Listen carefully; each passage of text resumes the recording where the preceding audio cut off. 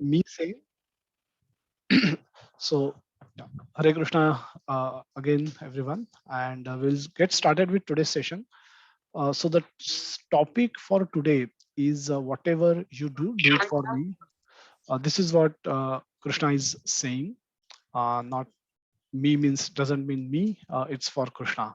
So we'll come to this. We'll come to the. We'll come to that discussion point. But before we go there, so let's understand where we what we are discussing right now. Last session we discussed briefly about one important verse from Bhagavad Gita, and that was about eating. When Krishna says, "If my devotees offer me with love and devotion, I accept it, I eat."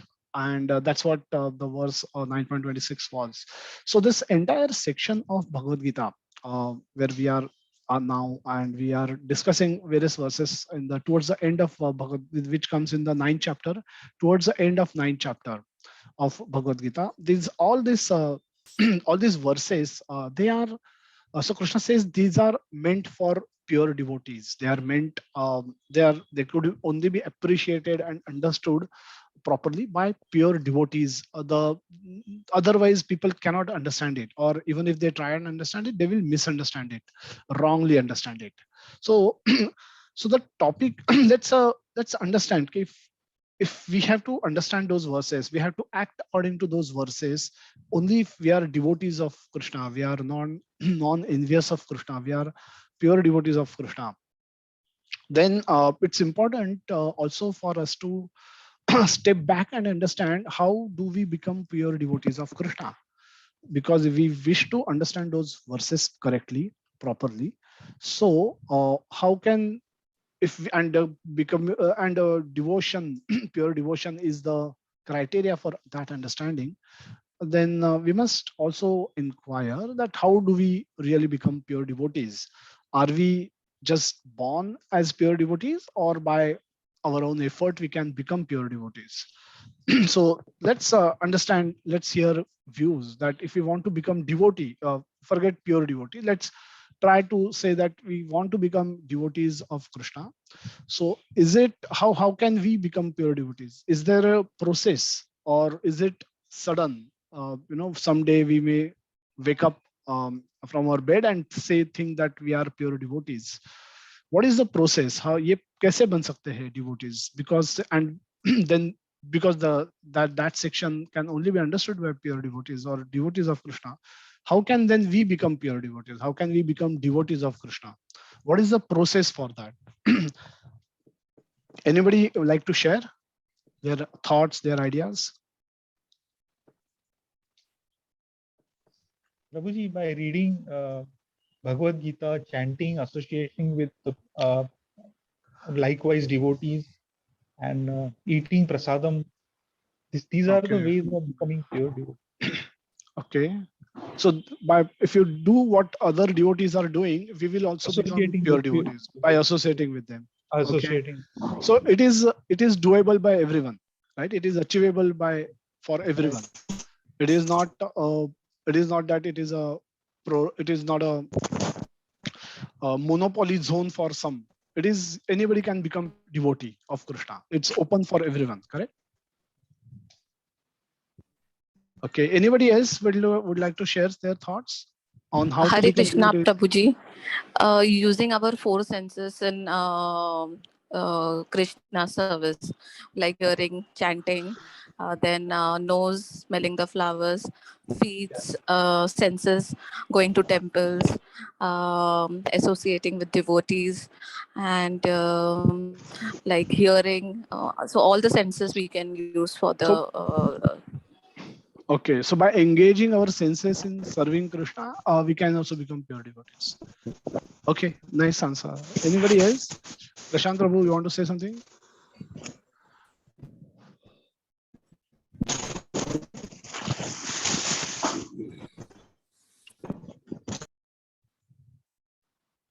Okay.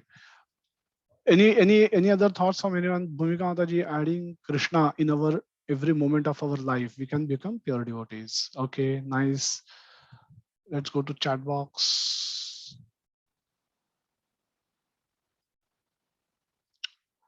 Okay. So yeah, all right answers, nice answers. So what we'll see is today how through by how this process is also explained in Bhagavad Gita.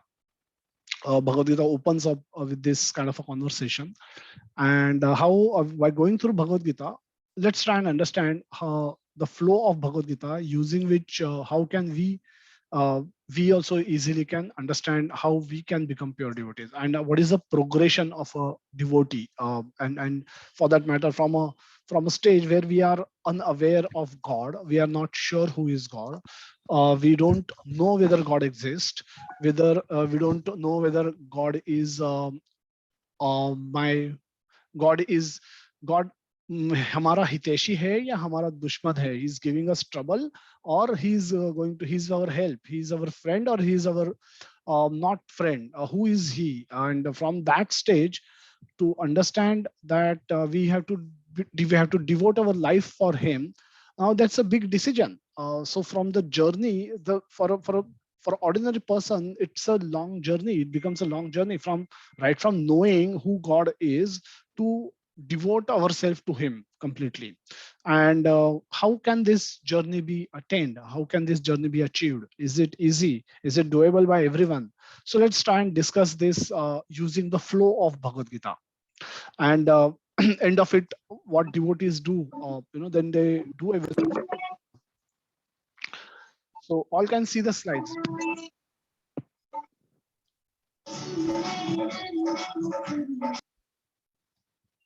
Okay. Your slides are visible. Yes, Prabhuji. Okay. Yes, Yes, Prabhuji. Prabhuji. Yes, yes. Okay.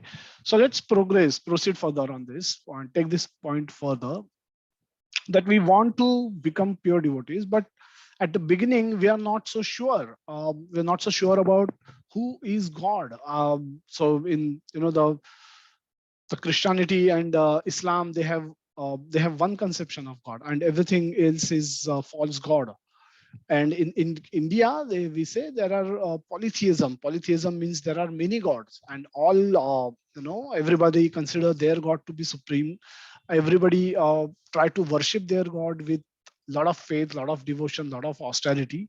And there are lot many people out there who doesn't believe in the concept of God. They say there is no such concept, just sentimental. You are just emotionally people, you are being exploited, you're just you're emotional fools. Intelligent people believe in science, so don't fall for this trap called God. So what is where the reality is? How do we understand it? And how do we understand it using the flow of Bhagavad Gita? So we'll discuss about that aspect right now. Bhagavad Gita opens up with a question as to, what is my duty? Pruchhami tvam dharma samudha cheta, which Arjuna asks. And in the middle of, in between two armies, standing in between two armies, Krishna begins his explanation about the dharma, about what the ideal dharma is, what is the duty of a human being. So it's a universal question. So the answer is also universal.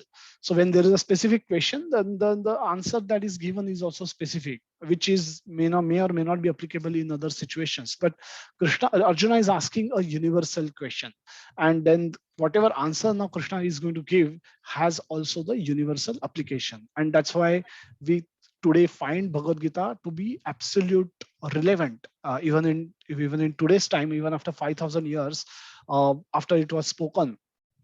So, so the so the first concept that we all need to learn as a human being is the our own real identity, our own identification, that who we really are. And so our real identity is the beginning point of knowledge, beginning point for all our knowledge, all our spiritual knowledge, even actually for our even material knowledge. Um, so the understanding that we get right at the beginning of Bhagavad Gita is that we are not our body, we are spirit soul. Now this in Krishna consciousness, we would have heard this thought this sentence multiple times by now, 100 times, maybe 1,000 times, and in practically every class we hear, we sometimes, most of the times we will repeat this question that we are not this body, we are soul, spirit, soul. So earlier in early days, Prabhupada, when he used to explain that we are not our body, then devotees used to ask him, then if we are not our body, whose body are we? Because this concept of body is so deep rooted for us. We cannot imagine ourselves to be not our body. So, but Krishna says right in the beginning of his instruction, na hanyate hanya mane sharire. So that does not get destroyed even when the body is destroyed. So that is something else, something different than the body, and that's what Krishna is indicating clearly, the 13th verse also, and then now in the very clearly he's speaking in the 20th verse of second chapter, that component, that spirit soul does not get destroyed even when the body is destroyed. So the question was about killing his enemy, who also happen to be his relatives and dear friends and dear guru and dear pitamaha. So Krishna is answering by saying that they will not be killed, even though their bodies will be destroyed. Their bodies will be killed, but they will not be killed. So the initial understanding has to come that we are not our body. We are spirit, soul. We are different than our body, and the soul has characteristics. Soul characteristics are explained in the subsequent verses, which is eternal. Now we are all trying to be eternal. We all want to live forever. Now all of us want, nobody wants to die. Nobody wants to die in our current state. We all want our bodies to be maintained perpetually, so that we can enjoy perpetually. We can uh, relish using our senses perpetually. Now this enjoyment, this eternal happiness is the innate desire for any soul, and that desire flows from the soul, not from the body. The senses doesn't want to enjoy perpetually. Senses are unconscious, they do not have consciousness.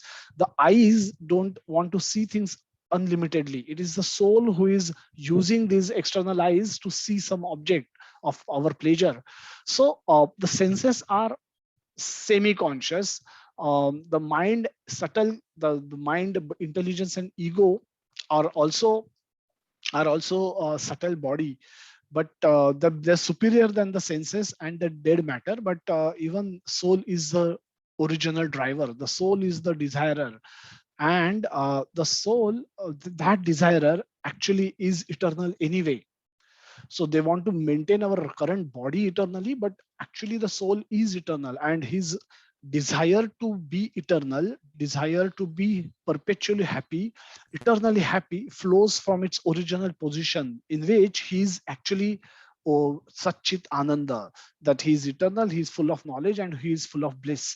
But having identified himself with the current body, which is human body in this birth, in it could have been some other body in some other birth, previous births. Now it is searching for the same eternity, same eternal happiness that it had experienced in its previous life, previous original life, original form. Now this is now the soul by nature, Krishna says, is indestructible. It is unborn. It is never taken birth. It is very old, cannot be killed. So you don't have to worry about death, because the soul will keep changing bodies just like we change garments.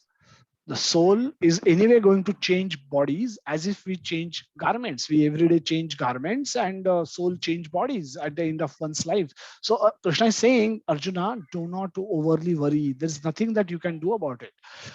You don't have to worry about that aspect. So killing is your duty, so do it without worrying about what's going to happen to the external body, external dress of that soul. So Krishna further draws a distinction that when we look at ourselves in the mirror, we look whole soul of us. We look our this external body which moves when our soul desire to move hand, and we have eyes, we have tongue, we have five senses, and then we have our spiritual spark which is keeping this body moving. So Krishna draws a distinction by analysis, bifurcation in this component, different components of this body.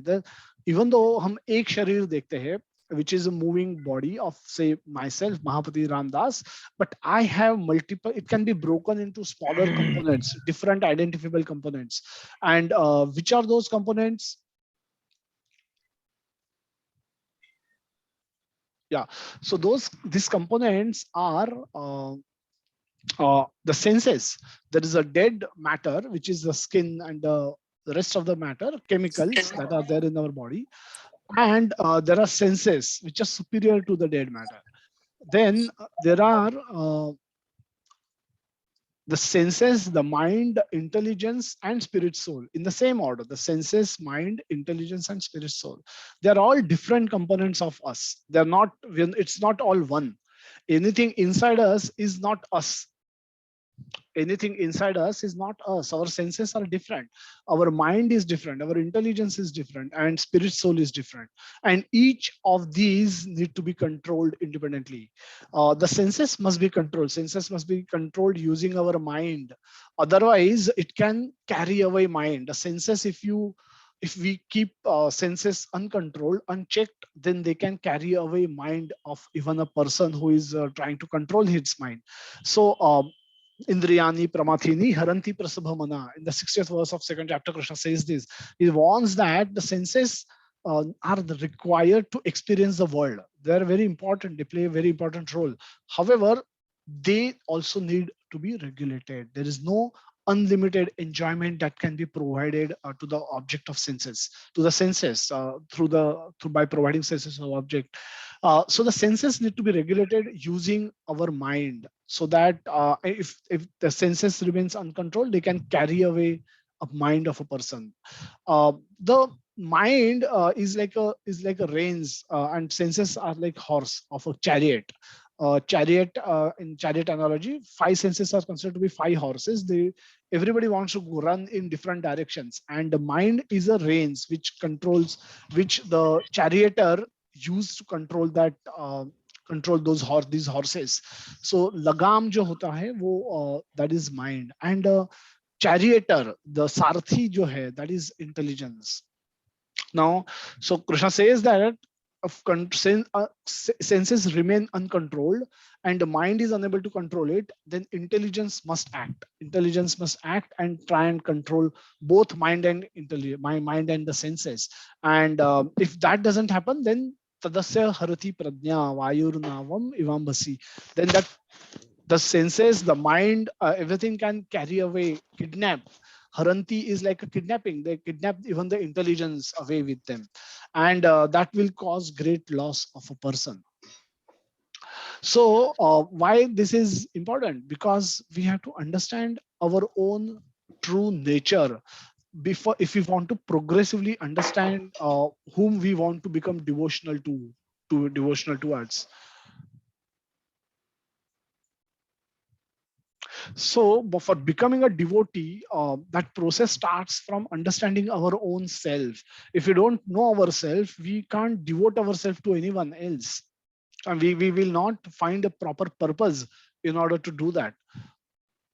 So the understanding self becomes the foundation to all other knowledge. It's not the only knowledge, but even if you see, look around the society, people are completely unaware of this aspect also. People behave as if they are their bodies, and everybody, we were all like that earlier. And the spiritual consciousness is extremely weak. Sometimes it pops up in their heads, but in general it remains extremely weak. It's almost like dead. It's almost like dead. So people simply lack this understanding that they are spiritual beings, they are spirit souls, they themselves by nature are eternal. So and so then what is the purpose of the current life? What is it that we are supposed to do, having given our current bodies? How are we supposed to act now, having given a body, having given a human form? We have to sustain. We have to sustain, and we have to live ourselves, live till such time we actually become dead. So what? How are we supposed to act now? The soul, having acquired a body, is forced to act. Now this is what Krishna explains in the subsequent chapter, that no one can refrain from doing something. not even for a moment. And one cannot even maintain one's physical body without work. So having acquired a physical body, having acquired human form of life, a soul must act. Soul must act to maintain its body to the minimal, to live, keep body and soul together for the duration of life that it has been allotted. This particular form of body has been allotted. Until then, soul has to continuously act. Soul has to take breath. Breathing in and breathing out are also actions. Eating food and digesting it and then evacuating it is also action. The externally you may not look to be acting, but internally these are actions. Feeling, willing and desiring, these are actions. And then acting according to those desires to fulfill those desires, those are also extra actions. So a soul uh, cannot cannot sit idle. There's no idle state. There's no blank slate that of mind that can ever be achieved. So soul must act, and the soul act through body. Soul get this body functional, and the body acts. And externally, we see the body is acting, but internally it is soul who is making that body act, and act according to the gunas that the body has acquired because according to its past karma. So for survival and subsistence, we must act. We must find food. We must find air. We must learn how to breathe. If the air could be available, but if you don't know how to breathe, we our lungs are not uh, lungs have no capacity to breathe. Then the this external air can also not help us. So we must act for basic survival and subsistence so that we can continue with our journey of life. And so again there are actions which are involved. So Krishna says that the all that you need to live in this world is supplied by demigods. Apparently it is supplied by demigods who work under the supervision of Krishna. But there is a dependency. We may feel ourselves as independent. We may think that there is we don't need anybody. I'm self-sufficient. I am alone. Great. I am myself can manage myself. And we don't need God. We don't need anybody else. I don't know. I don't need relative. I don't need spiritual advice. I don't need learnings of Bhagavad Gita. I may have any such conceptions. Uh, that independence that we all have is so tiny, is so partial that we cannot even, despite of having great scientific advancement, we cannot even manufacture one grain in the factory independent of without using Krishna's supplies of earth, water, ether, air and fire. So nothing can be, so we are fully dependent on some external environment, our external environment, to see it immediately. And for our for our living, for our survival and for our subsistence both. This external environment also seems to be acting under supervision of somebody. Sometimes we get trained sufficiently, sometimes we don't get trained sufficiently. And why it happens, we can't have any control over it. We don't have any control over it. So if you happen to be living in Rajasthan, you will face excessive heat. If you happen to be living in Cherrapunji, you will face excessive rainfall. You will occasionally get earthquakes. If you happen to be, living in the earthquake-prone area, you will you will experience droughts where there will be no rains at all. If you happen to be living in the drought-prone areas, so there are some entities, there are some beings who seems to be in control of these natural resources, nature cycles of nature. And we, with greater inquiry, we learn that these are controlled by demigods, and those demigods actually work under the supervision of Krishna. So having understood that, as humans are not, have very little control. We have very little control over external environment. Even we have very little control, even our external immediate family members, immediate our children, our parents, our friends, our bosses. And so we have, what to speak of external people, we have at times very little control even over us. we don't do things which are good, we end up doing some things bad also. So we get temptations, we are unable to control our urges, we are unable to control our temptations, we fall for temptations at times, and then even in spite of all the knowledge that we may all possess. So what to speak of externally, internally also we seems to be having little control or very less control. So externally we practically have zero control, no control, we are completely dependent on everything else. And that should make us humble, that should make us, this knowledge should make us humble, and should, then we should develop humility and gratitude towards whatever we get from nature. Now externally we see that nature is providing, the nature works like a machine, and June comes, the May will come, the heat will be there, excessive heat will be there, it will last till June, automatically the calendar changes, the rains, the cloud arrives, and rain starts some mid June to July and August. So the rain ends, the other season will come, then the winters will come, and then the cycle has been going on. Now externally we may not see anybody coming and switching buttons to make all this happen, कि कोई thermostat बढ़ा रहा है so that अभी अप्रैल और मई में बहुत heat होगा, thermostat कम कर रहा है winter होगा, something, some other button is pressed and the clouds are manufactured and then they're carried and the rain starts. So we don't see anybody doing anything. And we may we may uh, we may naively or innocently assume that it's all automatic, but internally we know that there is nothing called automatic. So whatever automatic we see, automatic doors we see in malls, those are programmed doors, somebody has written a program that and using sensors the door opens. So whatever things we see happening automatically, actually there is a human brain behind all those automatic things. And so those human, nothing can be uh, genuinely automatic.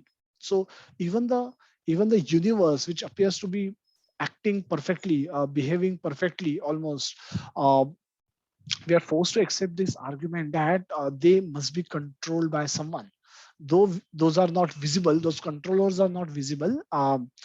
Without control nothing can automatically work, and nothing can work come out of a destruction which can work so systematically.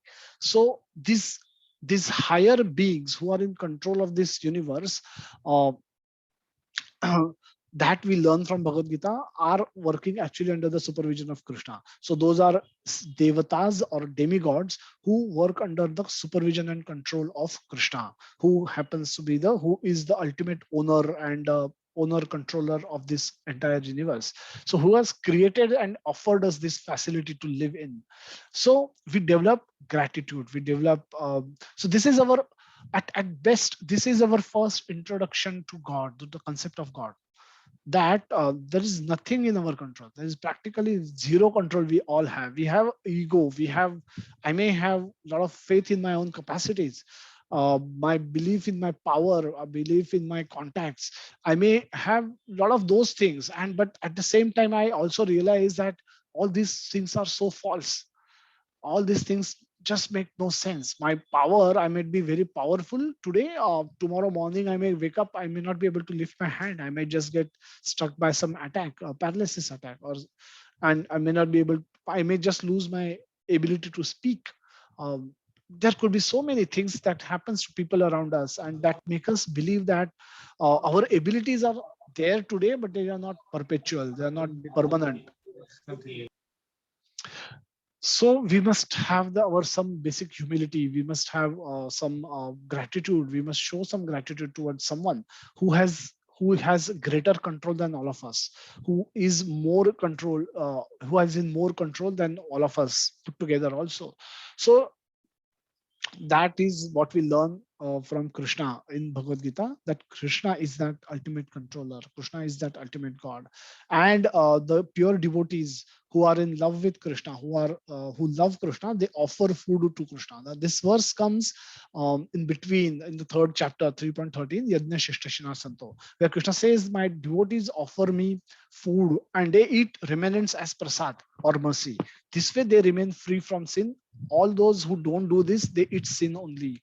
So Krishna says, The eating food, that's the fundamental activity that everybody will do without, no matter where they live, which country they live, which caste they are born in, no matter if they are Brahmana, Kshatriya, they are black, they are white, they are which country they are born in. This is something fundamental. Even if they must be born in the jungles of Africa, they all get hungry. They all have to eat. And so this fundamental action Krishna picks up and says that what attitude you should have towards utilizing the resources that are offered by Krishna. So we should have this attitude. We should offer it to Krishna and then eat it as his mercy, eat it as his prasad, eat it as his remnant from his plate, as if he has eaten and whatever he's left over in his plate, we are eating that. And that Krishna says makes him very happy, that pleases him. That is what a devotee is supposed to do. Devotee, once who comes to understanding that there are higher powers than all of us, uh, they become humble towards those, they show gratitude towards those, and then they develop love towards them.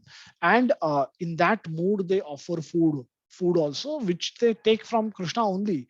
So the food is, the grains are manufactured using all the resources supplied by Krishna, and hence before we consume those grains we offer them to Krishna as a matter of, initially as a matter of gratitude, but later once we know more about Krishna, as a matter of our love for Krishna.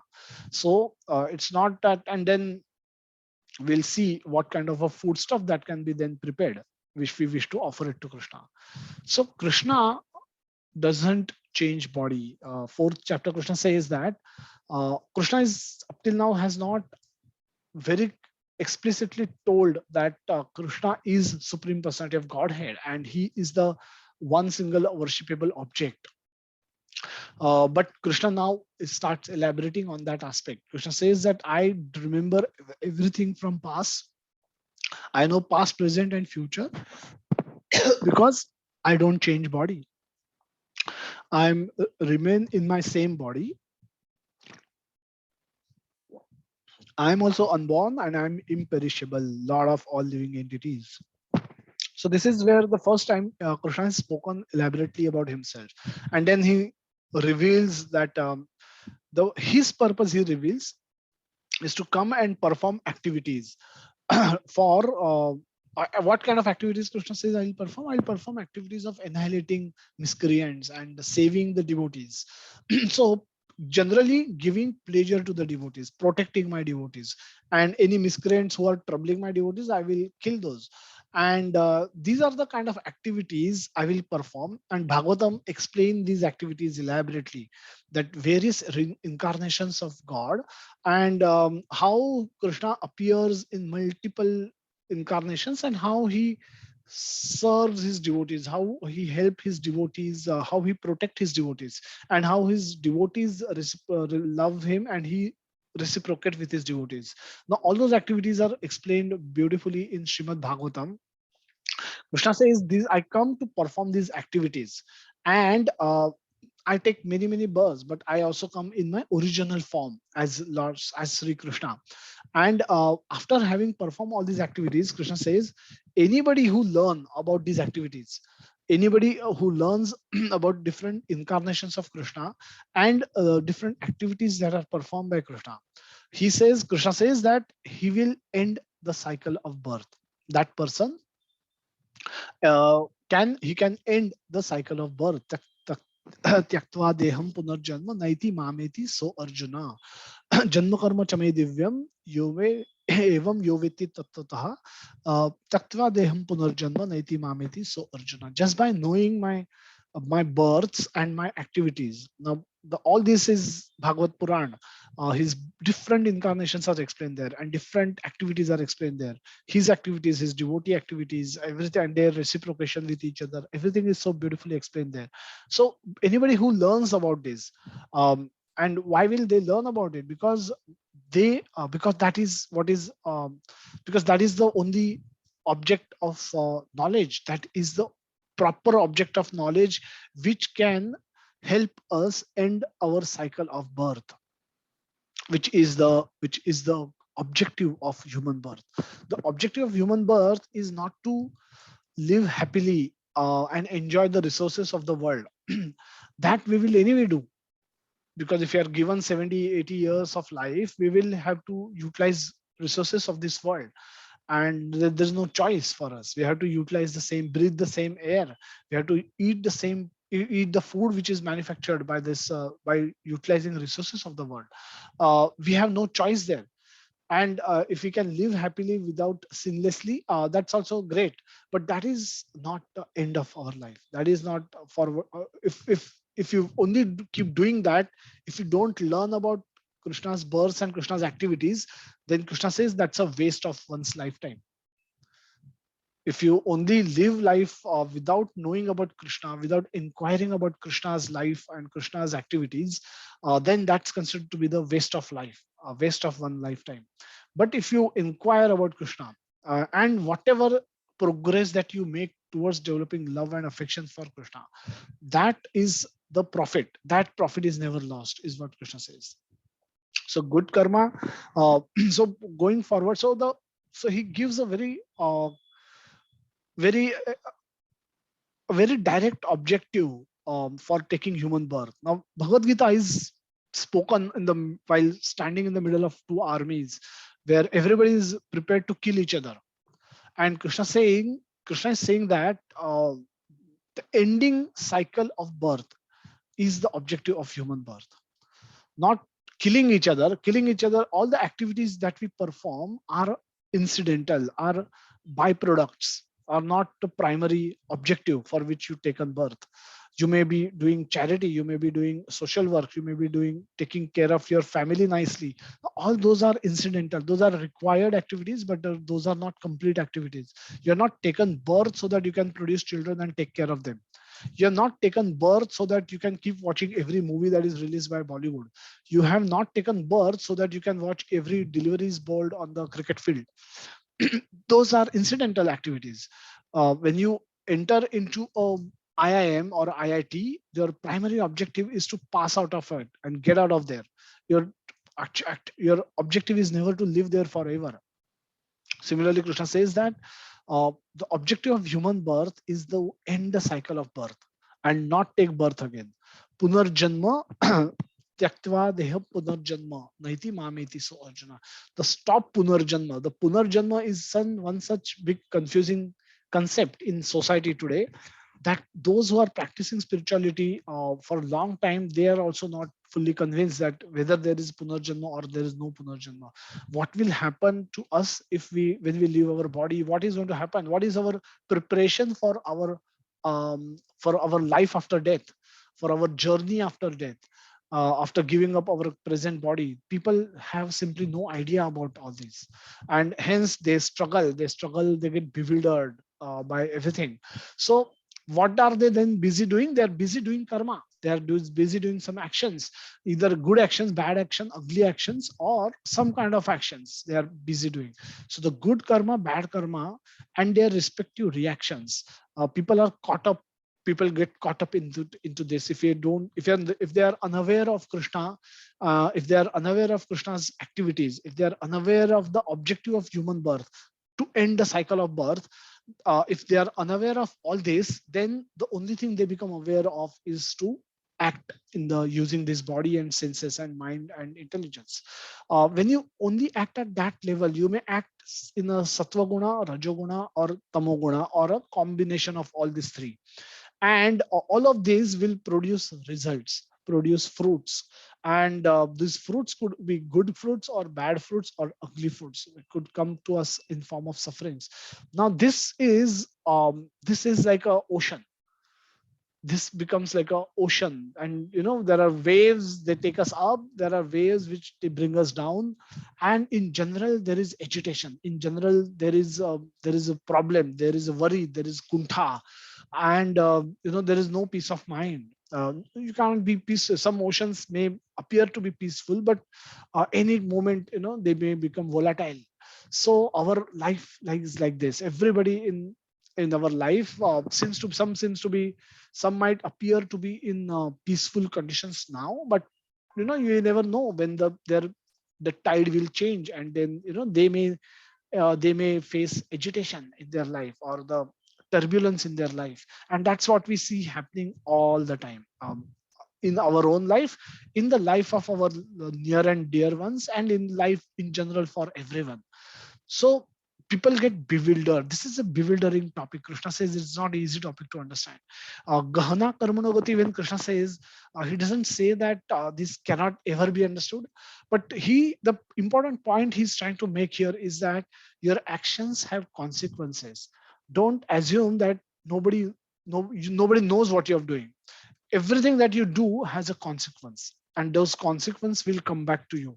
um, it will come back to you in form of a suffering or a enjoyment, and for that you will be bound, you will remain bound, and you will be forced to take repetitive births in this material world. So the cycle of the ending the cycle of birth, that becomes unachievable if one remains caught up in doing actions only without having knowledge of Krishna. So hence a devotee, and then this bewildered topic, how can one figure out? So Krishna says that for that you need to approach a spiritual master, you need to approach a devotee, learn from him and practice sadhana under his guidance. And why he can teach? He can teach because a teacher will carefully guide a devotee on the path of bhakti yoga or a devotional service. Why he can practice, why he can guide? Because he has learned from his devotees, his spiritual teachers, and they have learned from their spiritual teachers. This knowledge is not cannot be learned on our own accord, cannot be learned only by our own effort.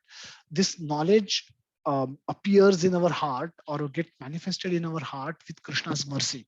So we need Krishna's hand for us to be able to understand this knowledge, and this can be given only to few devotees who desire and who work very hard to attract Krishna's mercy. And once they get Krishna's mercy, they get this knowledge, and then they can pass it on to others. And hence we cannot learn Bhagavad Gita on our own, we cannot learn Bhagavatam on our own. And hence Prabhupada, Krishna even has recommended that tushyanti cha ramanti cha, that when devotees discuss my activities and my pastimes amongst each other, they derive great pleasure by doing that. And that's the right way of discussing Krishna Katha. So, so devotee can guide, devotee can give Krishna to others. One who has something with themselves, they can give it to others. So Krishna has himself. So Krishna has given it to himself to offer himself to his pure devotees, and they in turn can give devotion of Krishna to other any soul who desires for that, and who is prepared to work hard for that. Otherwise this knowledge, though it is available visible to everybody, it is unavailable, unaccessible to anybody. So so that's the position of everybody, every non-devotee soul that we all see around. And Krishna says that bhakti yoga is the supreme, the a devotee or a spiritual master will carefully guide a devotee. We before coming to bhakti, we probably would be doing a lot of things. We must be attending many meditation camps, we must be attending many asanas, doing yoga asanas, could be doing worshipping multiple deities, multiple gods. Every day we could be, you know, we could be worshipping different deity, and all that a spiritual master will carefully navigate through and bring you on the path of bhakti yoga. On bhakti yoga, Shraddhavan bhajate yo mam, samay yukto tamo mataha. Samay yukto tamo, Shraddhavan bhajate yo mam. People will worship Krishna with Shraddha, with basic faith. And that is the beginning of their journey towards Krishna. A devotee now start practicing sadhana bhakti, hearing and chanting of Hare Krishna Mahamantra, making Krishna his goal. Now the devotee, the soul has traveled a journey. A soul has traveled a journey right from understanding that he is his spirit soul. He's what is his true nature? His true nature is being spiritual. His spirit soul. He's not body. He has a body right now, but he is not body. And that soul has different components. There is a mind. There are subtle components. There are gross components. Senses are our gross components, and mind, intelligence, and ego are our subtle components. using all this, we are acting in the world. We are forced to act, and progressively we get introduced to the idea of controllers outside us, and who have greater control over our life, who influence our life, who can destroy our life, and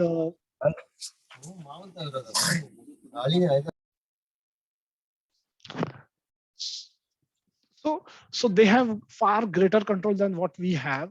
And knowing this, we start inquiring about them more, and learning from Bhagavad Gita, we come to realization that that authority, that ultimate supreme authority, is Krishna.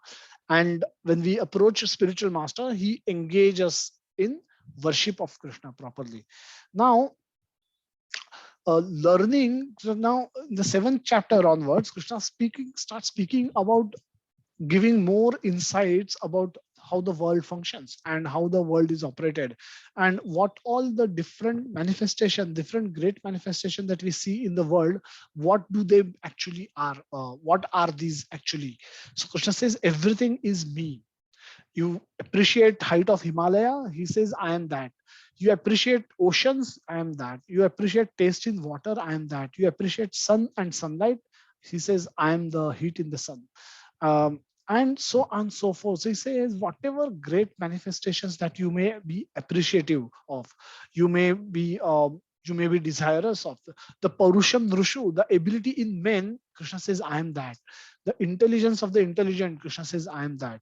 The people are proud of their intelligence, their abilities to think, to decide, to do things, to get things done. All these things gives a lot of pride to people.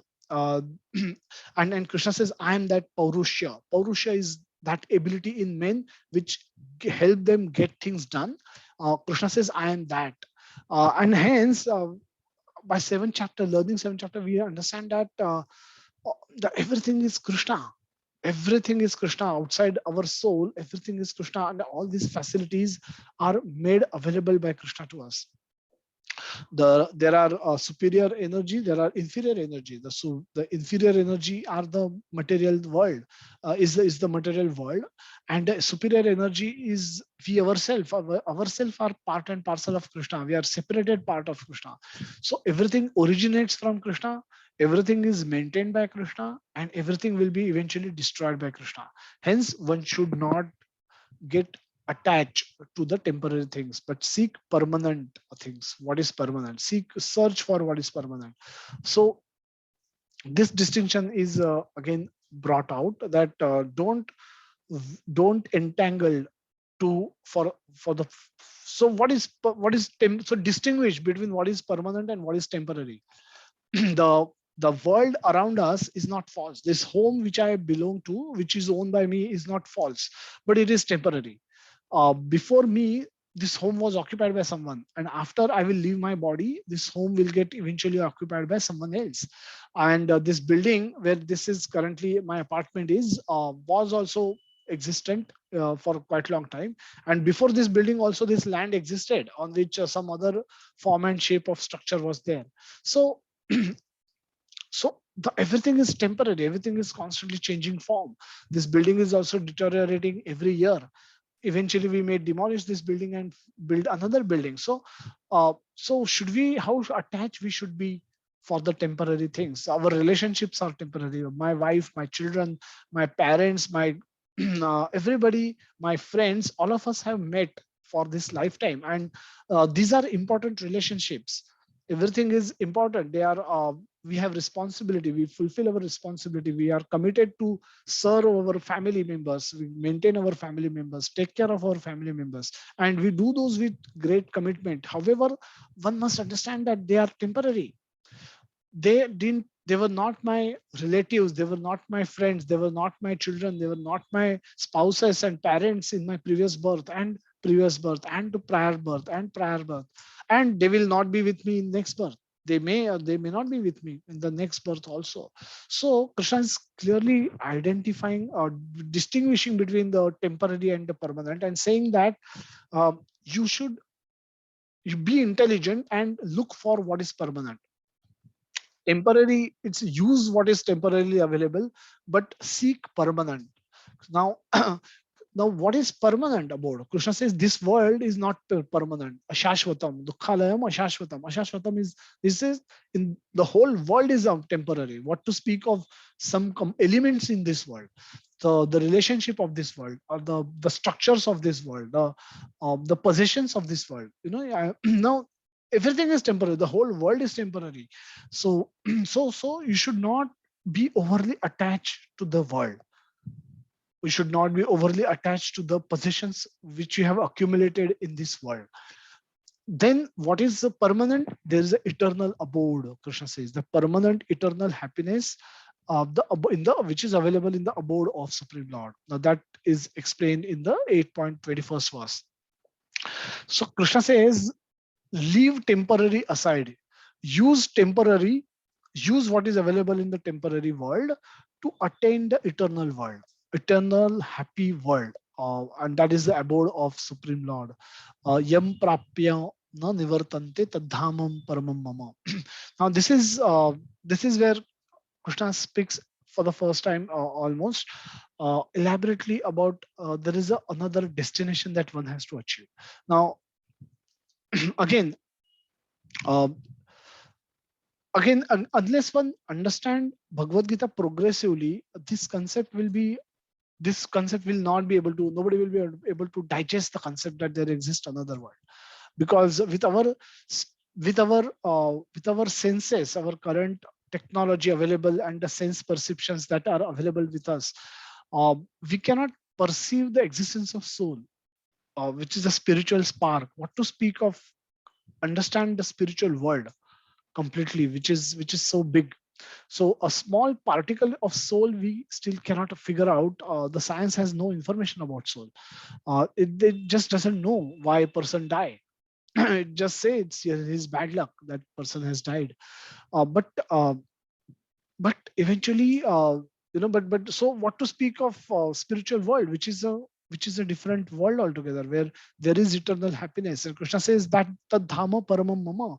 So that param dham belongs to me. That is my dham. And once you attain that dham, you will not even want to come to this material world. Yam prapyam, once you get that dham, then na nivartante, you will not want to come back to this material world. Such is my great abode. Such is my great abode. So the ending the cycle of birth, which was given as an objective in 4.9th verse, that when Krishna says the that tyaktva janma karma cha me divyam yoma evam yo vetti tatvatah tyaktva deham punarjanma naiti maniti sochana. So don't take punarjanma, then do what? Go where? So Krishna says, gives that information in the 8th chapter 24th verse. He says, stop that and come here. 8.21, he says that you should be able to come there. What is the process to go there? Process to attain Krishna is explained in the 5th verse of 8th chapter, that remember Krishna at the time of death.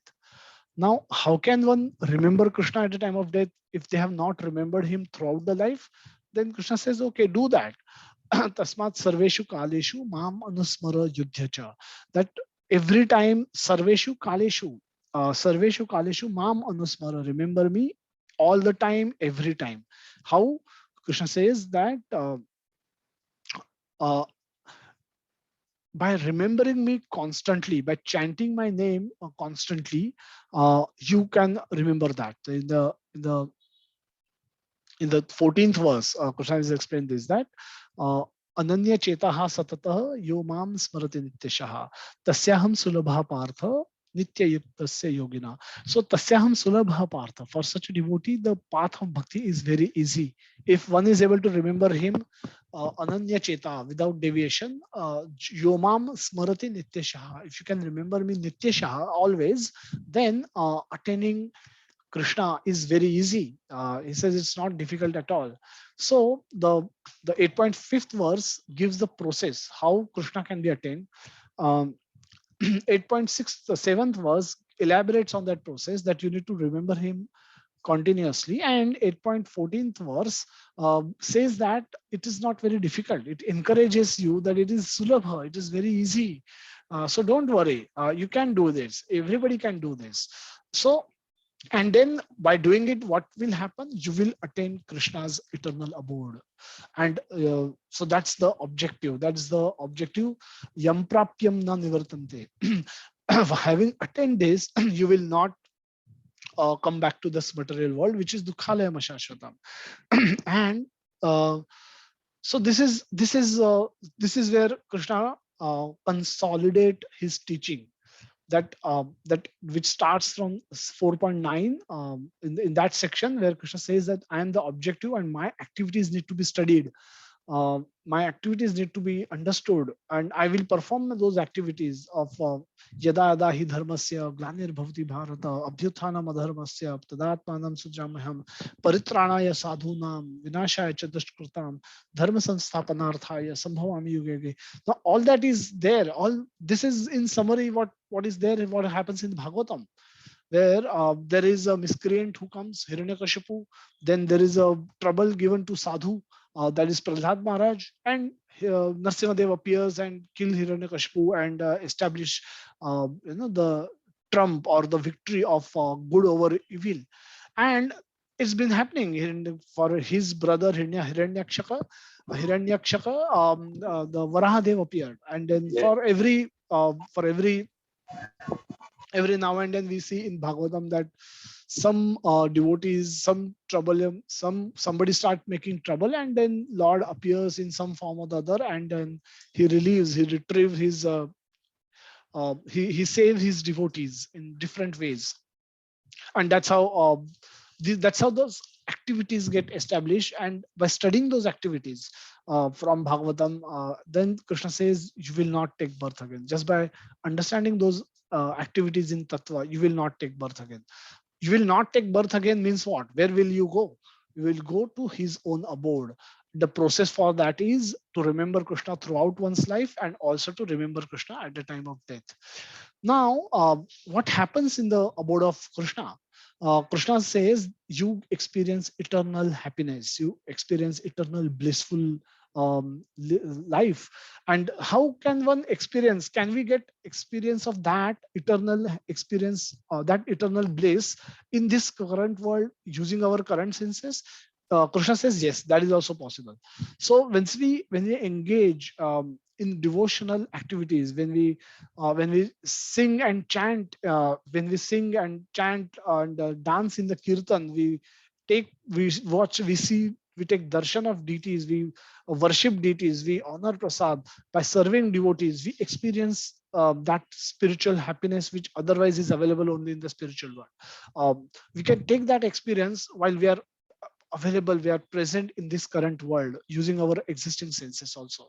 So this direct experience, pratyaksha avagamam dharmyam, is what increases or converts our faith into conviction. Our faith is like shraddha is like positive curiosity ki है कुछ अच्छा लगता है, मतलब there could be something which could be there, and I must learn that. But the shraddha becomes conviction or nishtha only when we get personal direct experience.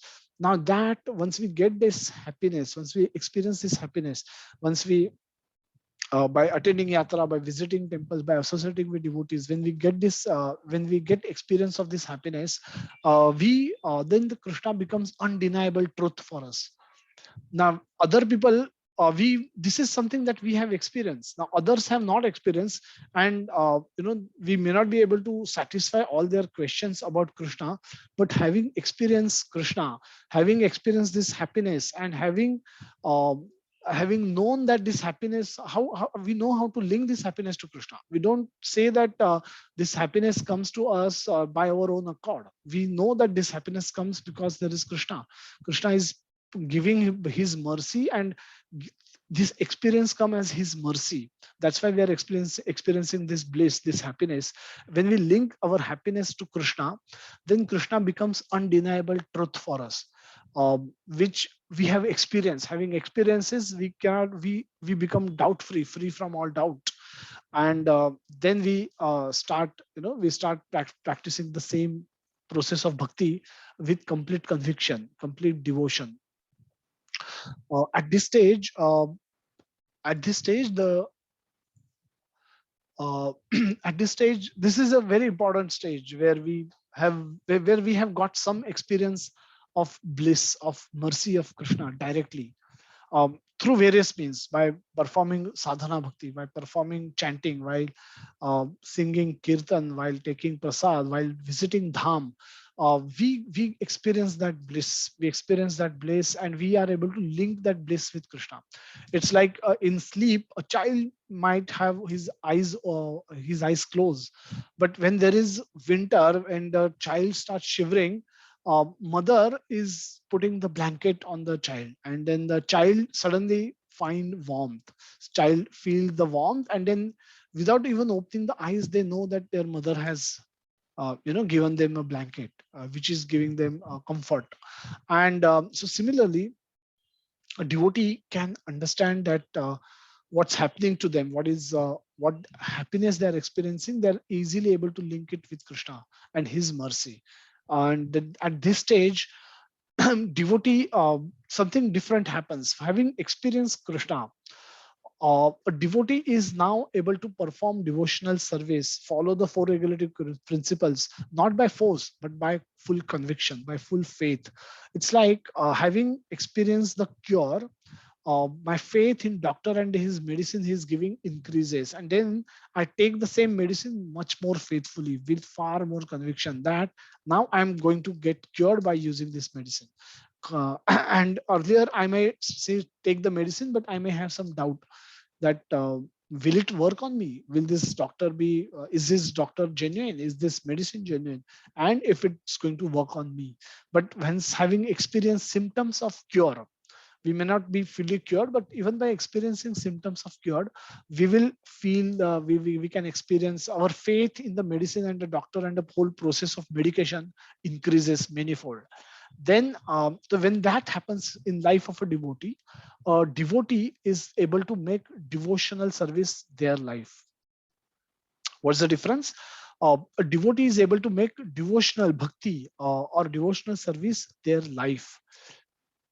पहले क्या होता है? पहले होता है when earlier devotional service or bhakti could be part of our life. What other components of our life could be? Our office, could be family, could be stock market, could be business, could be sports, could be Bollywood, could be music, movies, politics, gossip. Anything and everything is part of our life. And similarly, bhakti is also one that component which we which we switch on every at 8:30 p.m. every night, which we switch on 5 p.m. 5 a.m. in the morning to join chanting session. Now bhakti is not our life. Bhakti is part of our life. It may be substantially more part of our life, because when we want to increase element of bhakti in our life, we have to cut down on some other elements. We have to cut down on movies, we have to cut down on music industry we could be crazy about, we have to cut down on the stock markets, we have to cut down on our business, we have to cut down on our passion for sport, fascination for sports. So because our span is same, our we all have same 24 hours, and we have to increase one of the element, we have to cut down on some other elements. And that is what we will do initially. So bhakti might be substantial part of our life, but still it is not our life in its current stage. Some stage we should hope and we should desire to make it our life. So bhakti becomes primary. So those devotees whose bhakti is their life, for them everything else become incidental or by or not a primary, not primary objects of desires. So what does it mean? So so let's try to understand this a little bit more carefully. So this practice, when we bhakti is small part of our overall life, could be 5%, could be 10%, could be 20%. It is working. It is not. It is working, but it is not transforming us. It is not working in such a way that we will experience radical transformation in our life. And why it happens? Because there are other elements which are counteracting with bhakti, with devotion. If you happen to have attended a lecture on Bhagavad Gita, and after that next half an hour you again watch a movie for 3 hours, uh, you are going to that both become counterproductive. Both you at times will not be able to relish the lecture, neither the movie properly. It may just lead to that kind of a situation where you will experience a lot of frustration. So one has to, when one is increasing the element of bhakti in one's life, one has to reduce on the counterproductive components. So just like when you're trying to burn a wood, you have to stop water coming in the water being poured on that same wood. If the wood is getting wet all the time, you will struggle to burn it. So if the objective is to burn the wood, you must make it dry and keep it dry so that it can get burned properly. It can catch fire and burn properly. Similarly, if we want to grow in our devotional life, we have to cut down on the other elements which are counterproductive, which are disturbing, which will eventually which can eventually disturb our devotional life.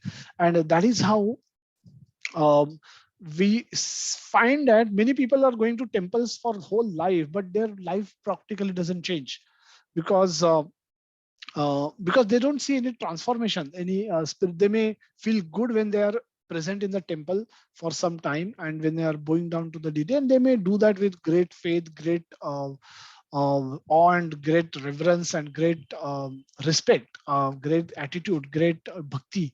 But all that can be momentary.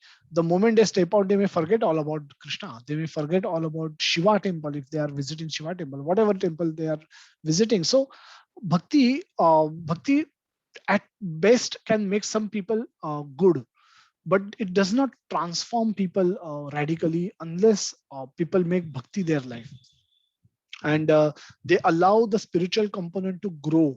It cannot become 100% overnight. However, we must intentionally allow it to grow in our life from say 1% to 2%, 2% to 10%, and so on and so forth. So eventually it will go towards 100%. All what happens to those who make devotional service their life, who make bhakti their life, for them every decision is taken using the basis of what is anukul for bhakti and what is pratikul for their bhakti. So no decision. So if marriage, if one has to one wish to get married, now everybody who is of that age will want to get married. However, a devotee will think, will marriage help his devotional life, or it can become a distraction for his devotional life? So will it, if it is anukul for bhakti, he will get married. If it is pratukul for bhakti, he will not get married. If it is anukul for bhakti, because then he can have nice children and he can grow a Vaishnava family, he will have children. If it is pratikul, if he feels that it is pratikul, if it's going to be pratikul for his bhakti, he may not have get married and have children. So everything, all the decisions that devotees are taking, their sole criteria to take decision, to decide what is right, what is wrong, what to do, what not to do, is what is going to please Krishna, what is going to make Krishna happy, what is going to take them closer to Krishna.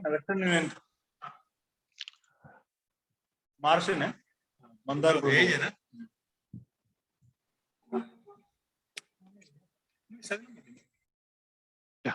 So what is going to take them closer to Krishna? That becomes their sole criteria for taking decisions. And at this stage, a devotee can do anything and everything for Krishna. Whatever they're doing for Krishna. Now, it's not that devotees don't get hungry. They will get hungry, but they will eat prasad only. Now, at this stage, they are operating not at the level of compulsion. Now they are operating at the level of love. They love Krishna. They want to do anything and everything for Krishna. So they have no independent desires than Krishna. They don't want to. So all their decisions are driven by the motive to serve Krishna more, by the motive uh, to serve devotees more, to help Krishna in his preaching mission more, to help devotees come closer to Krishna more. So, and to increase his own bhakti more. So this is a complete transformation than what we see otherwise. Otherwise, people are trying to become happy themselves. People are trying to accumulate more so that they can live happily ever after. People are trying to become stronger so that they can attract. They're trying to become good looking. They're so that they can attract opposite sex and they can enjoy sensual pleasures. This is where the whole world is driving. People want to learn more, get more money, get bigger job, bigger paying jobs, and get more facilities so that they can enjoy more. Now this is complete contradiction, complete opposite to what devotees are doing. The devotees also might be seen working. Devotees also might be seeing accumulating of accumulating wealth, accumulating, but everything they are trying to use in serving Krishna. Everything they will put in Krishna's service. They will do practically externally. They may see to be doing things similar to other people are doing, but their consciousness, they are completely at a different transcendental level. This transformation, this complete transformation can be easily witnessed in the life of devotees who are all around us. And the what is the criteria for that? The more you sacrifice for Krishna, more you give things up for Krishna, Krishna reciprocates with us more.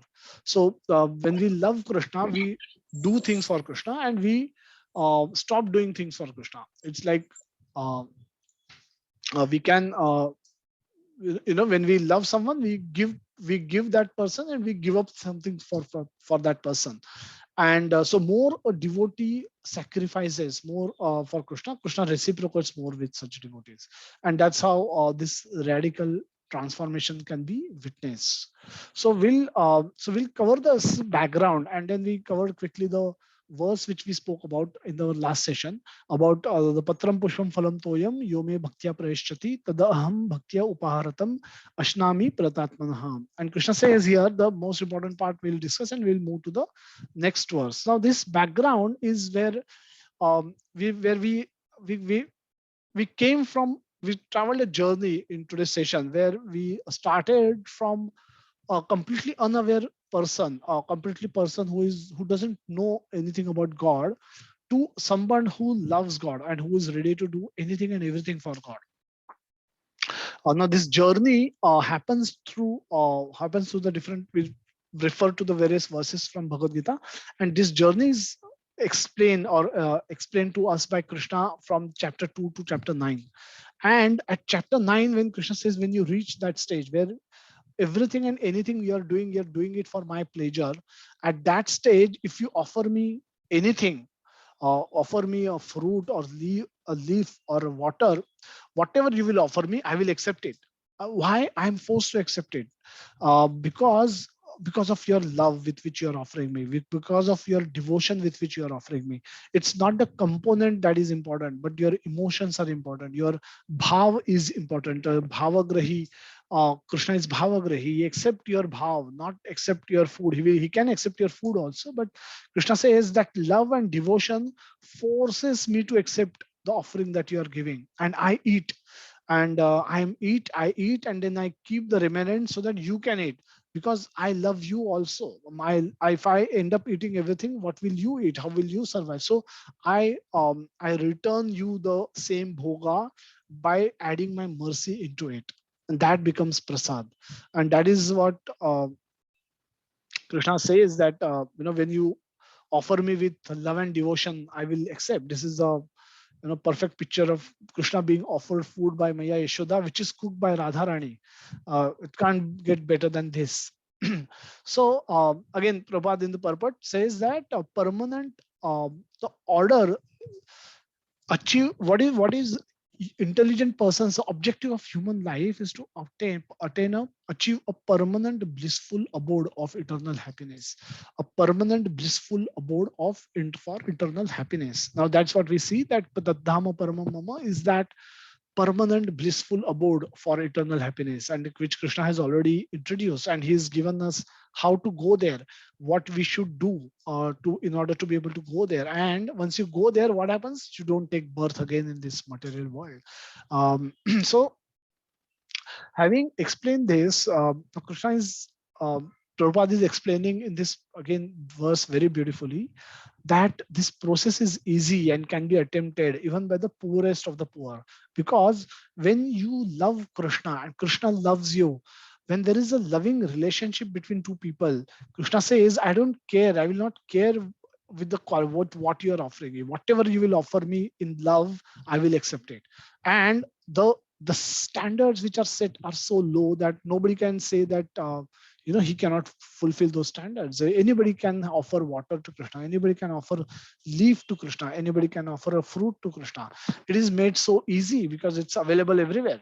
It's and it is affordable by everyone. So attain the highest perfectional life of eternity, bliss, and knowledge. So what can then Prabhupada says, by simply doing it, if you can attain this great benefit, then who will not want to do it? And so then Prabhupada says that very important point, that Krishna doesn't accept anything from a non-devotee, no matter how how good looking or how good quality that offering might be of. So Duryodhana, when Krishna went to Hastinapur as a Shanti Dut, Duryodhana tried inviting him in his palace and offer him with a big feast. Now Krishna says, I am not hungry, and we don't have a very pleasant loving relationship between each other. So I don't enjoy, I don't have a loving relationship with you, neither I'm hungry, so I will not eat at your place. And then he went to Vidura and he ate with him, ate at his place. So this is the criteria, that Krishna is not hungry, neither he is in need of anything, but he accept anything when his devotees offer in love to him. So the devotees, but again, this is again, this principle can only be understood by a devotee who is in love with Krishna. This is not accessible to Brahmana, scholar, a rich man, or a great philosopher. Nobody can induce Krishna to accept something unless Krishna wants it, or unless there is a he see devotion and he see love in that offering. So without love, without devotion, nobody can offer anything to Krishna. Nobody can force Krishna to accept anything from you. So without bhakti, nothing can induce Krishna to agree to accept anything from anyone. And that's how we saw three examples, that Gajendra Moksha, Gajendra offered flower to Krishna, and Krishna accepts it, and then he delivers Gajendra.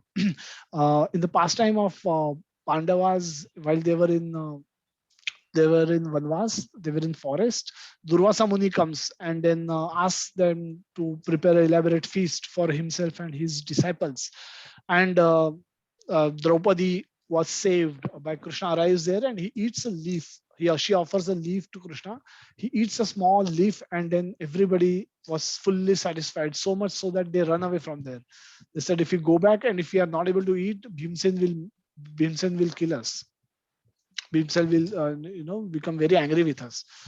And then the fruit, the Vidura pastime, where Vidura's wife was there when Krishna arrived and Vidura was not there, and she had nothing. She had some bananas, and then she removed skin of bananas and she offered skin to Krishna and kept the fruits, threw the fruits in this bewildered condition. And then Krishna ate the, instead of banana he ate banana leaf.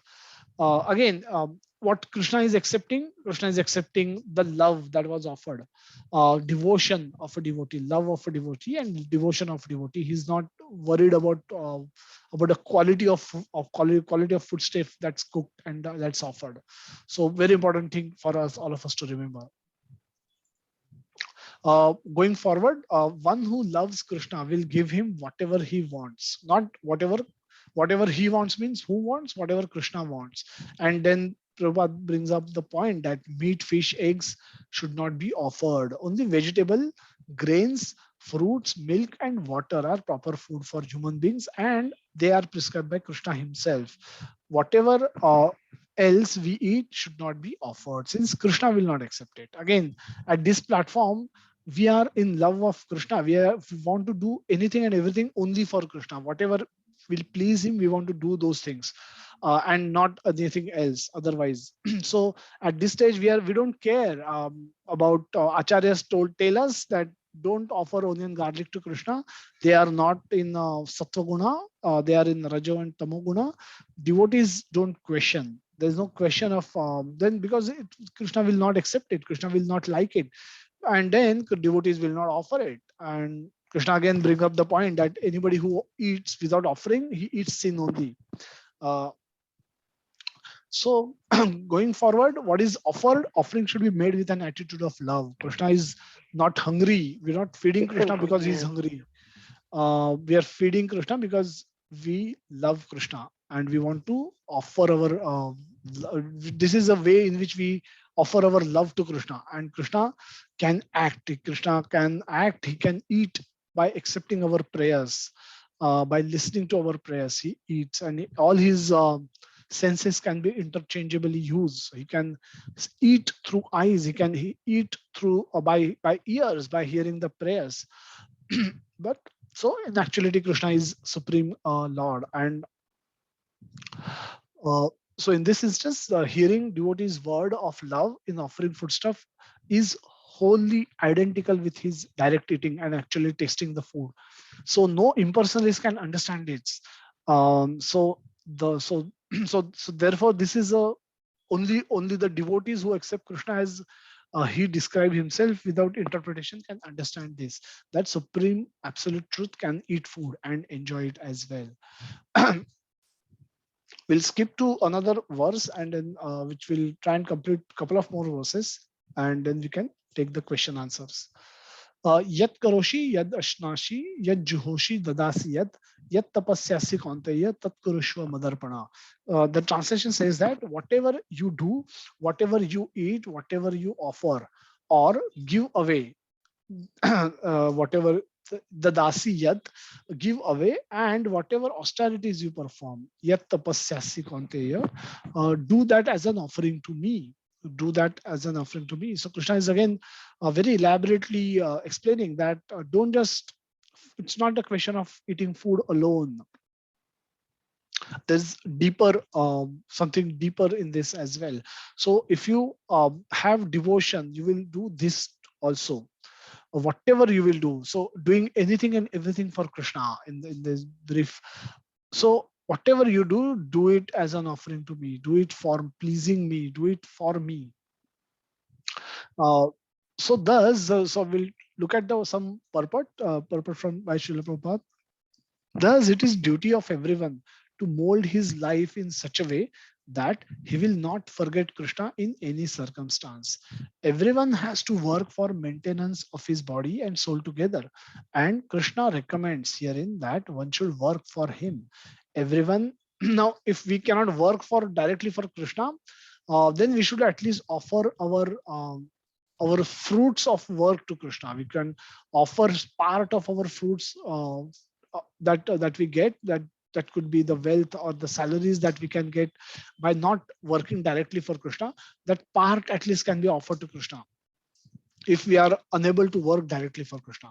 So everyone has to eat something to live. Therefore, he should accept the remnants of food step offered to Krishna.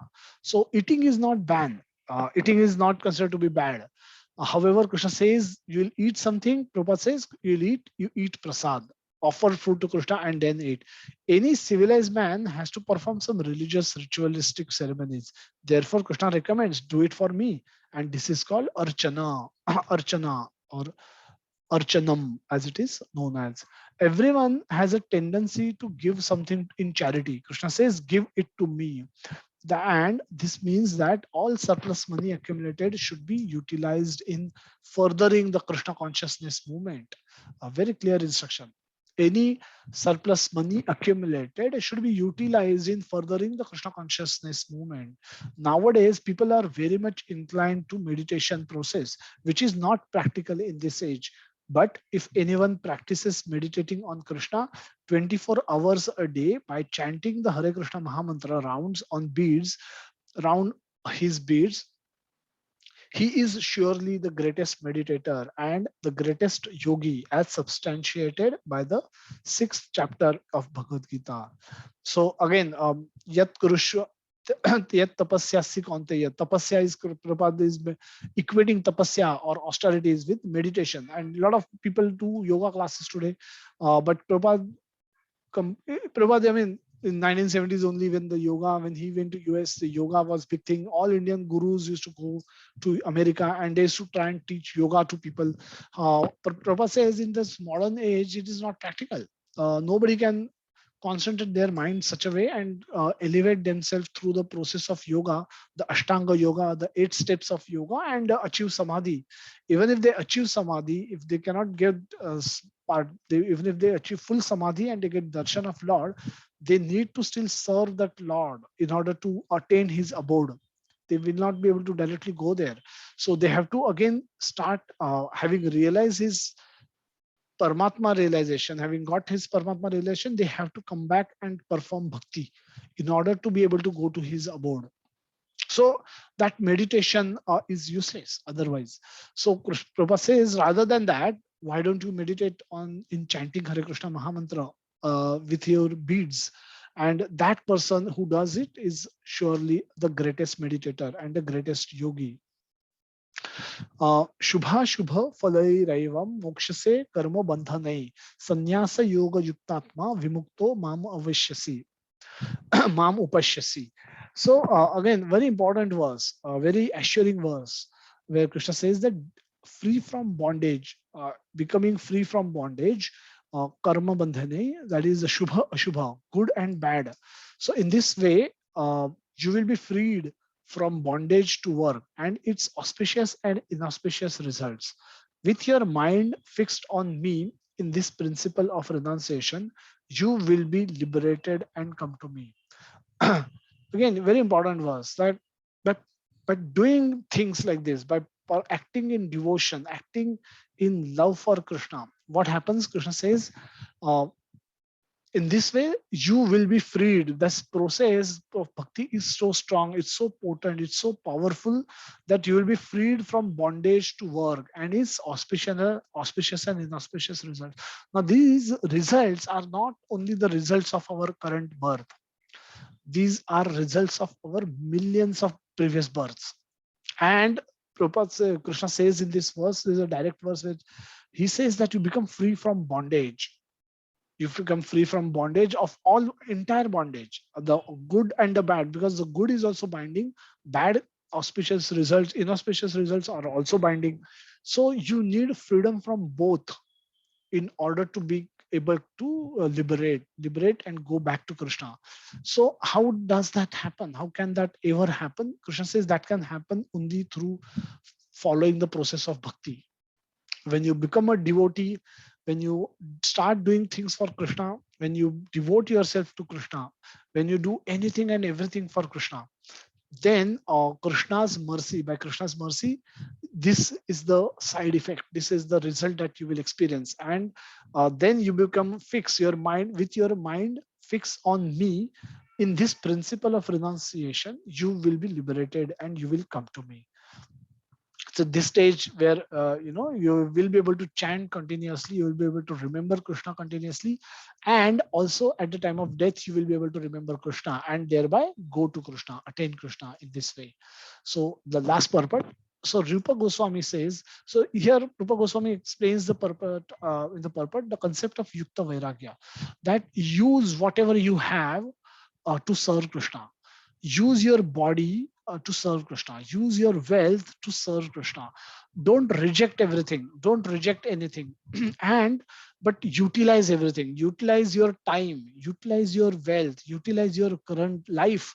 Utilize your body to chant Hare Krishna Mahamantra, to go closer to Krishna, to cultivate remembrance of Krishna, to serve Krishna, to serve devotees, to serve his mission, and to learn about Krishna. So utilize your life, utilize your abilities, utilize your facility, utilize your uh, whatever you possesses in cultivating Krishna consciousness, and thereby you will remember Krishna throughout life, and you will be able to remember Krishna end of the life.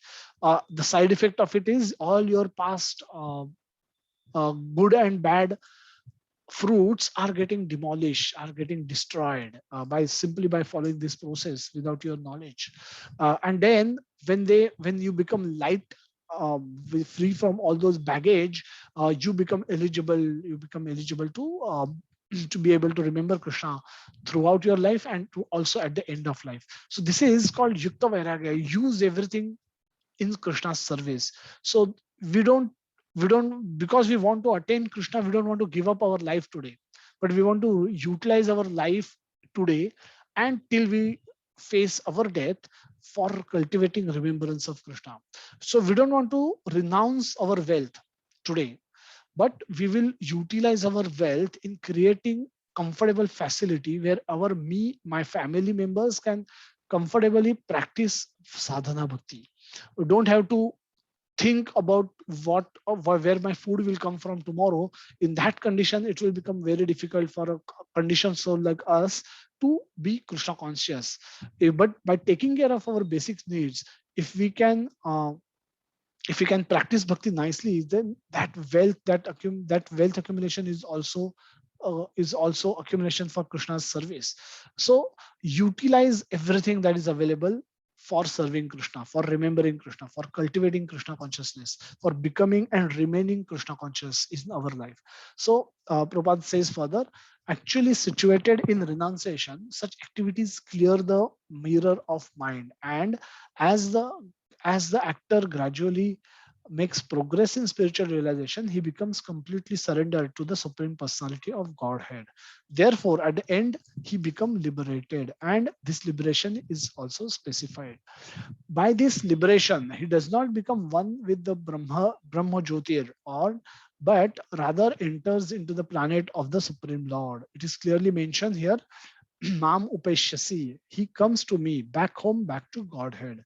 There are 5 different stages of liberation, and here it is specified that the devotee who has always lived his lifetime here under the direction of the Supreme Lord, as stated, has evolved to the point where he can, after quitting his body, go back to Godhead and engage directly in the association of the Supreme Lord. Anyone who has no interest but to dedicate his life to the service of Lord is actually a sannyasi. So again, a very important statement, that we don't have to be in saffron to become a sannyasi. Anyone who has no other interest except for serving Krishna and his mission and his devotees is already like a sannyasi. And he does everything, he has everything, he uses everything whatever he has in serving this mission. And then he is a sannyasi. That such person is eligible to receive Lord's mercy and to be able to go back to Godhead. So such a person, what does such person do? Such person always thinks of himself as an eternal servant, dependent on the supreme will of the Lord. As such, whatever he does it for the benefit of the Lord. Whatever action he perform it as a service to the Lord, and does not give attention to prescribed duties mentioned in the Vedas. Last section, I think for ordinary persons, it is obligatory to execute the prescribed duties mentioned in the Vedas. But although a pure devotee who is completely engaged in the service of the Lord may sometimes appear to be to go against the prescribed Vedic duties, actually it is not so. So at times, there could be some rituals that could be necessary to be done, and a devotee might not be seen to be doing those because he are busy in doing something else, something serving Lord. Then Krishna says, those are, Prabhupada says here that that's not it's not a contravention. They need not. They can follow what is prescribed in Vedas, but they need not follow. Even if they don't follow, if they are continually engaged in serving Lord, they should be considered as engaged in the superior activities than the otherwise. It is said, therefore, by Vaishnava authorities that even the most intelligent persons cannot understand the plan and activities of a pure devotee. A person who is thus always engaged in service of the Lord, or is always thinking and planning how to serve the Lord, is to be considered completely liberated at present, and in future his going back to Godhead is guaranteed. He is above all materialistic criticism, just as Krishna is above all criticism.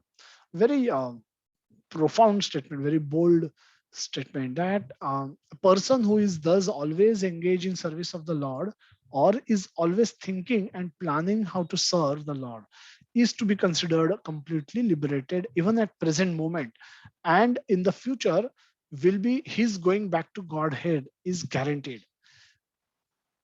Very very aspiring, something we should all aspire for, that there should be a stage in our life where we should do anything and everything only for Krishna, only for devotees, only for praising Krishna. And the sooner that stage can come, our life can get transformed to that extent, because we will have to sacrifice our current things in our current life in order to be able to accept that life. It's not easy. That switch over is not easy, but it is not impossible, and we see so many people do that, and then they experience complete bliss in their life. And that's how we learn, and we also can keep ourselves motivated in order to be able to go in that direction. The last section, the summary. The last section of chapter 9 of Bhagavad Gita is meant for devotees or pure devotees. So one can become pure devotee by following footsteps of other pure devotees who received mercy from other directly Krishna. So a devotee become pure devotee when they receive mercy of Krishna. Nobody can become pure devotee or even a good devotee by their own effort only. So you need dadami buddhi yogam tvam yena mam upayanti te. So Krishna says, I have to give you that additional intelligence using which you can come to me. Otherwise, you cannot, without by your own effort alone, you cannot attain me. I need to give, there is a role that I have to play. Yoga Kshema Vahamyaham.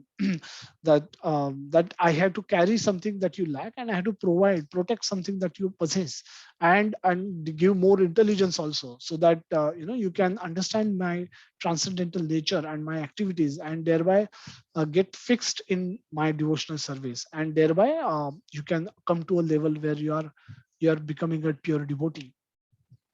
Once we reach that stage, we only act for pleasing Krishna. So we do things for pleasing Krishna. We do things out of our love for Krishna. we do we don't do stop doing things which are displeasing to Krishna, which are displeasing to devotees, which are against the instructions of Bhagavad Gita. And that just because we do out of our choice, out of our love for Krishna. This is a way, in this way we show Krishna how much we love you, how much we want to, how much we want to serve you, how much we how much we want to, how much eagerly we are trying to cultivate your remembrance, so that we can come to you ultimately. And so this is where this is how the pure devotees will act in their current life. So while doing so, one may appear to be living a normal life externally, with family, children, etc. However, only other devotee can understand that it is at a completely transcendental platform. It is not a normal life. He also, devotees also eat. Normal person may also be seen eating, but devotees eat prasad. The the people generally go for vacations. They may apply for leave and go for a vacation. A devotee may also apply for a leave and go out for a vacation, but he may go to dham. He will go to dham, and he may further his remembrance of Krishna. He may enhance his love for Krishna by visiting a dham, visiting places where Lord appeared and he performed his pastimes, Leela, and gets himself submerged in the remembrance of Krishna during those vacation days. Whereas a normal person may go out, may do a lavish vacation in some spot, and um, may live that vacation in completely forgetfulness of Krishna. He may not remember Krishna all throughout that vacation completely. So he that will so this vacation will take him away from Krishna, but a devotee's vacation will take him closer to Krishna. Similarly, he will be seen in doing everything. But he will have children, but he will consider his children to be uh, to be to be responsibility given by Krishna to cultivate, to make them Krishna conscious. So he will look at his family in this way, and then he will maintain his family with a mood to make that family Krishna conscious, and help everyone, each soul, to return back to Krishna. And that's how that he will consider it as his service. And so that way, everything will look similar to what a non-devotee life will appear, but everything internally is completely different. Everything internally is completely transcendental, whereas for a normal person it's all material, it's all material life.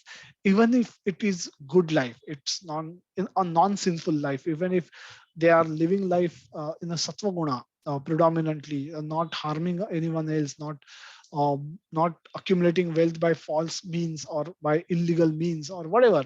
They may be leading a life of sattva guna, but that's still a material life, a life led at only at a material platform.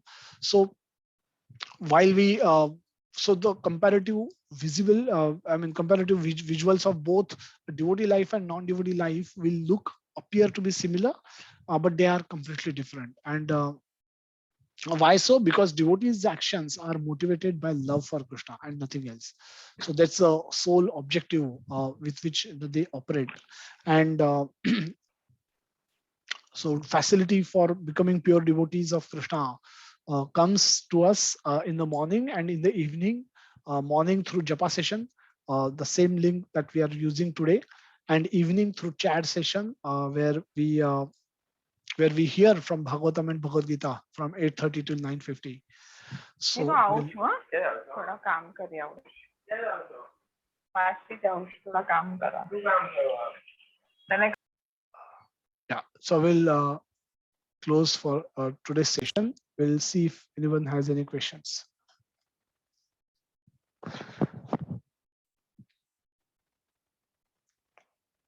Yeah, there is what was Krishna's diet when he was on earth, and where Pandavas were vegetarian? This question is out of my inquisitiveness. There is one question by Chandramohan Prabhu.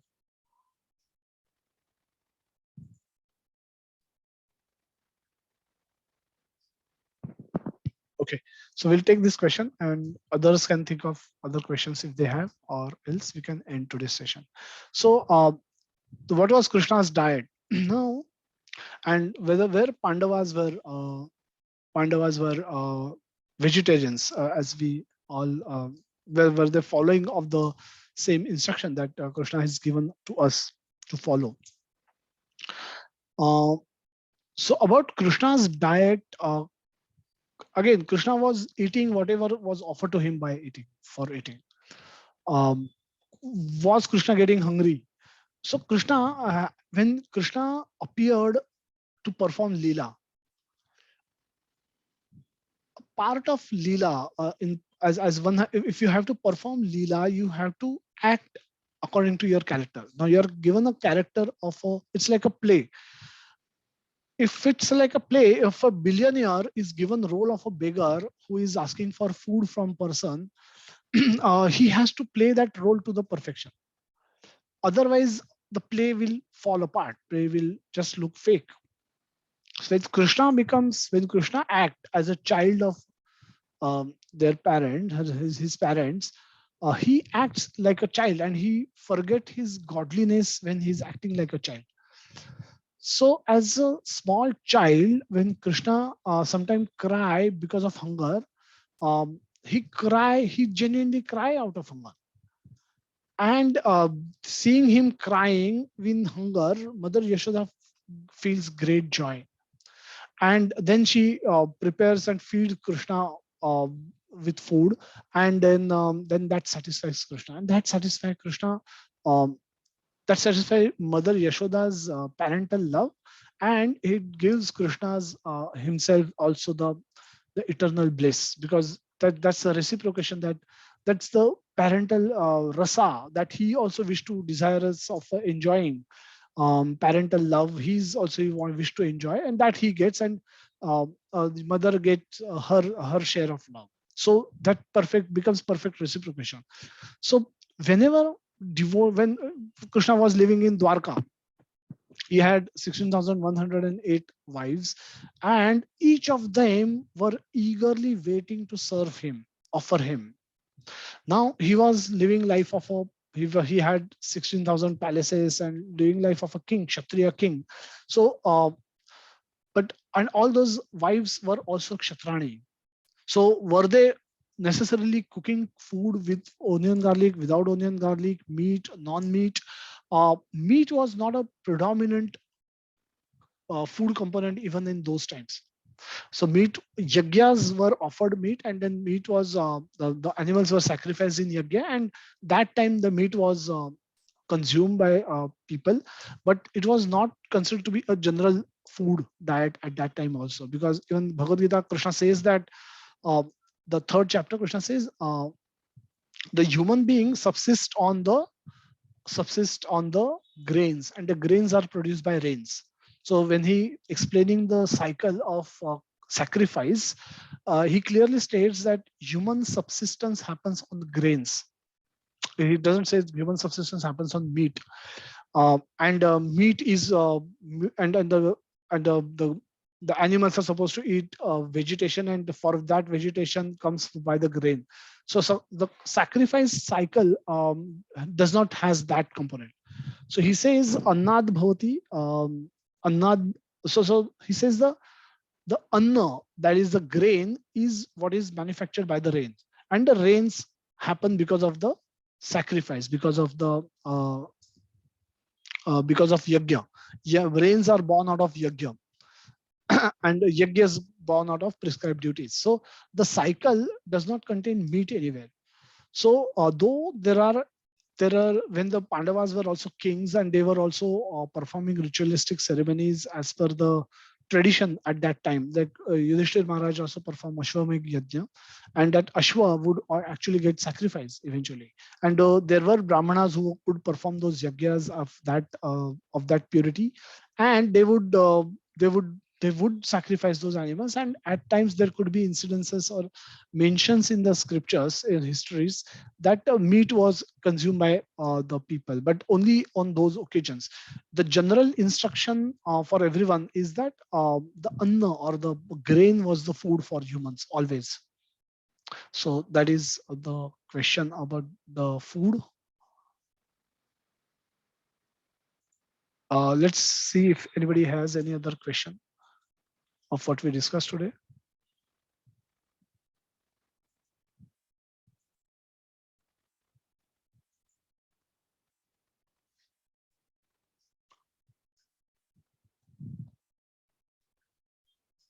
So Jyoti Mataji will, I'll see if I'll search for the link for this kirtan that I play. This is one of my favorite kirtan by Indradamya Maharaj, and I usually play this. Very soothing, very beautiful.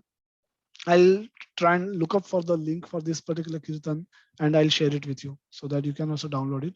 Or else, whenever we meet, probably we can you can share it through pen drive. So we have many such nice kirtans, so that is also possible. Perfectly all right. Thank you, Prabhuji. Okay, if there are no more questions, we can close in today's session.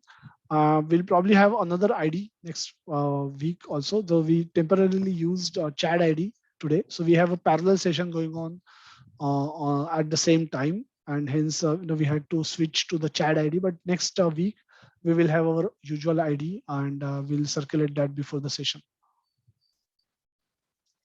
So thank you everyone for joining today.